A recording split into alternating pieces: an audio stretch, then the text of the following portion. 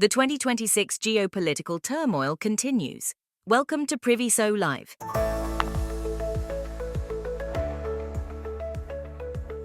Hello everyone, Lynn here. I'm sure we've all been following the ongoing events in Venezuela and Iran. Things are moving so quickly that the Iranian government may be different by the time this podcast is published. But today on Priviso Live, we're looking at what happens to information security when systems are placed under extreme stress, whether through geopolitical instability, state-level unrest, or criminal opportunism. And what happens if you are a company operating in a country experiencing an uprising like MTN in Iran? Oh man, not a situation any CISO wants to be in. Hello everyone, Stephen here. We'll get into that shortly, but first start locally with a confirmed ransomware incident in South Africa. Kayla? Thank you, Stephen. Welcome to the show, everyone.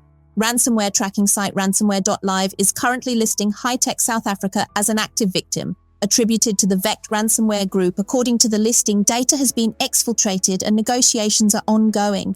The data reportedly includes internal and employee-related information. Note that this is high-tech engineering, not high-tech the shoemaker.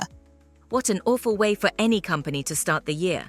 But, I always say that December through January is the most dangerous time of the year. And ransomware today is rarely just encryption. It's data theft first, coercion second, and reputational damage always. And once data has left your control, there is no technical mechanism to put it back. Well, we wish high-tech well and hope they resolve this as quickly and with as little cost and damage as possible. So on to the main topic.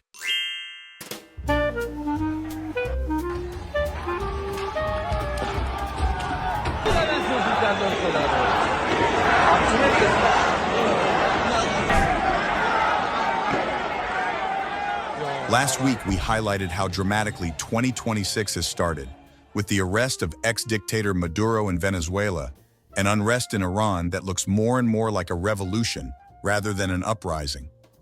When we talk about regime change, the focus is usually political or military. But from a security perspective, the first thing that collapses is governance. Access control, encryption key ownership, logging and change management all depend on clear authority. When leadership fractures, those controls don't degrade gracefully. They collapse. You see orphaned admin accounts, emergency shutdowns without backups, conflicting instructions to IT teams, and systems left running simply because no one dares to touch them. From a security standpoint, that creates uncontrolled privileged access across the state. In these situations, people are likely to feel personally insecure and may look to protect their interests against increasing uncertainty. The biggest breaches during regime change are rarely external hacks. They're insiders. Officials hedge their bets. Staff copy data just in case. Others sell credentials before their position disappears. Some leak information out of ideology, others out of fear. The data involved can be highly sensitive.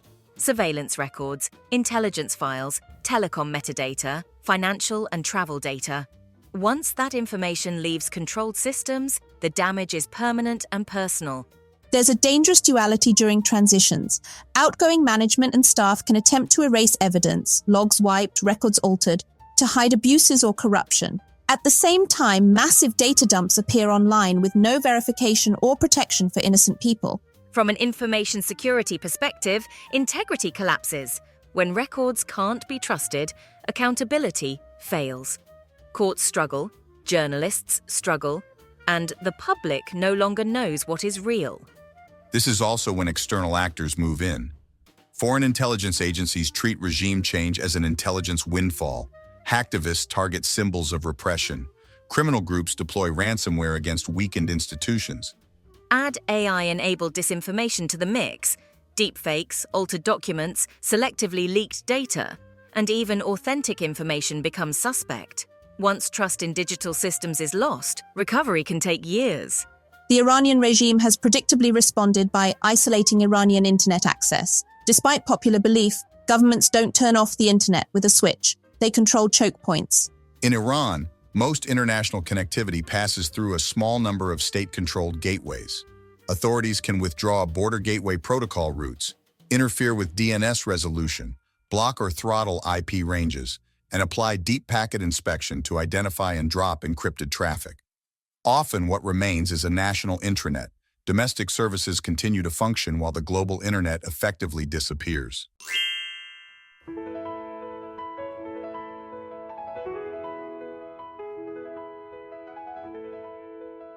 These shutdowns are effective because they fragment coordination and isolate citizens. But they're also dangerous. They push users toward unsafe VPNs, unverified proxy services, and tools that massively increase metadata exposure. In many cases, shutdowns actually increase visibility for foreign intelligence services and cybercriminals. Circumvention happens in layers: VPNs, domain fronting, mesh messaging, satellite internet, and offline content sharing. Each method works temporarily. None are risk-free. As shutdowns escalate, the cat-and-mouse game intensifies and the individual risk to users increases sharply. And then there's Elon Musk's Starlink. Starlink is a low Earth orbit satellite internet service that bypasses terrestrial infrastructure. In theory, it offers a way around state-controlled ISPs. Signals have been confirmed as active over Iran during outages. But coverage alone isn't enough. You need a physical ground terminal to use the service. There are claims circulating that foreign intelligence services, including Mossad, are supplying Starlink terminals to Iranian protesters. At this stage, open-source reporting does not confirm direct Mossad distribution. What is confirmed is that Starlink terminals are in use. Authorities have criminalized possession, and hardware appears to be entering Iran through informal and clandestine channels. The distinction matters. Availability does not equal state sponsorship. The risks are severe. Possession of satellite internet equipment has been criminalized with harsh penalties in a regime known for its indiscriminate brutality. Ground terminals require line of sight and can be detected. So while satellite internet may bypass infrastructure controls, it introduces significant personal security risk. The headline is this: decentralized connectivity challenges state control, but it does not eliminate risk. Starlink highlights both the promise and the peril of alternative infrastructure in authoritarian environments. From an information security perspective, availability without safety is not resilience. The lesson is consistent across history. Information security fails early and recovers last. In Iran's case, the highest risks aren't sophisticated cyber weapons. They're insider leaks, loss of data integrity, weaponized information, and long-term damage to public trust in national systems. And these risks don't stay local. Organizations, NGOs, and foreign partners inherit exposure via shared systems and legacy access. Regime change is not just a political crisis, it's a data governance crisis. When governance weakens, information security collapses early. Recovery takes years, and the consequences follow data wherever it goes.